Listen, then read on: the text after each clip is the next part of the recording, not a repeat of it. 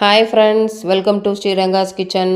நம்ம கிச்சனில் இன்றைக்கி ஒரு வித்தியாசமான சோயா சங்க்ஸ் ஸ்கீமா எப்படி செய்யலாங்கிறத வாங்க பார்க்கலாம். இது தோசை, சப்பாத்தி எல்லாத்துக்குமே ரொம்ப டேஸ்ட்டாக இருக்கும். ஒரு பேனில் 4 டேபிள் ஸ்பூன் எண்ணெய் விட்டுட்டேன். எண்ணெய் நல்லா சூடானதும் 1 டேபிள் ஸ்பூன் ஜீரகம் நல்லா பொரிஞ்சு வந்ததுக்கப்புறம் 2 பெரிய வெங்காயத்தை பொடி பொடியாக கட் பண்ணி இதில் சேர்த்து விட்டுக்கலாம். வெங்காயத்தை நல்லா வதக்கி விடுங்க. ஒரு கொத்து கருவேப்பிலை இதிலே சேர்த்து விட்டுக்கலாம்.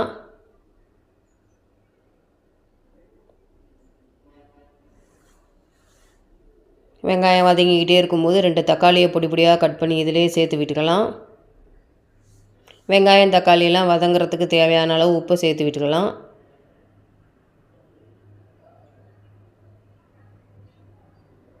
நல்லா வதங்கி வரட்டும். 1/2 டேபிள் ஸ்பூன் இஞ்சி பூண்டு பேஸ்ட்டை இதிலே சேர்த்து விட்டுக்கலாம். இஞ்சி பூண்டு பேஸ்ட்டு பச்சை வாடை போகிற அளவுக்கு நல்லா வதக்கி விடுங்க.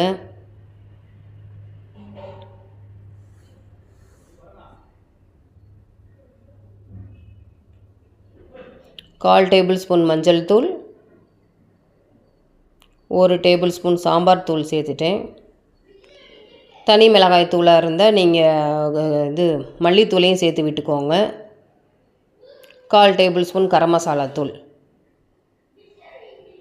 எல்லா மசாலாலாம் ஒன்று சேர்ந்து வேகிறதுக்கு 1/4 டம்ளர் தண்ணி ஊற்றிட்டேன். நல்லா எண்ணெய் பிரிஞ்சு வந்துடட்டும். அது வரை இது இருக்கட்டும். வந்துருச்சு. சோயாவை நான் 1/2 மணி நேரம் ஊற வச்சுட்டேன். சுடு தண்ணியில் நல்லா ஊற வச்சு புளிஞ்சிட்டேன். வேக வைக்கும் சுடு தண்ணியில் போடும்போதே கொஞ்சம் உப்பு போட்டுட்டேன். உப்பு போட்டு நல்லா புளிஞ்சு எடுத்துக்கலாம்.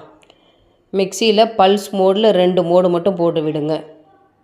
கொரகொரப்பாக அரைச்சி எடுத்துக்கலாம். அரைச்சிட்டு அதை இதில் சேர்த்து விட்டுக்கலாம்.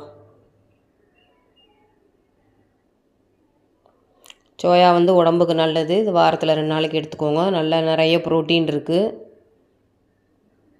இதில் கொஞ்சம் கொத்தமல்லி தலையை தூவி அடுப்பை ஆஃப் பண்ணிடலாம். இது சப்பாத்தி, தோசை, ரைஸ் கூட ரொம்ப நல்லாயிருக்கும். அவ்வளோதான், நம்மளுடைய சோயா சங்க்ஸ் ரொம்ப டேஸ்ட்டாக ரெடி ஆகிடுச்சு. இந்த வீடியோ உங்களுக்கு பிடிச்சிருந்தா ப்ளீஸ் லைக் பண்ணுங்கள், ஷேர் பண்ணுங்கள், கமெண்ட் பண்ணுங்கள், மறக்காமல் சப்ஸ்கிரைப் பண்ணுங்கள். பெல் ஐக்கான ஆல் பட்டனை கிளிக் பண்ணுங்கள். தேங்க்யூ ஃபார் வாட்சிங்.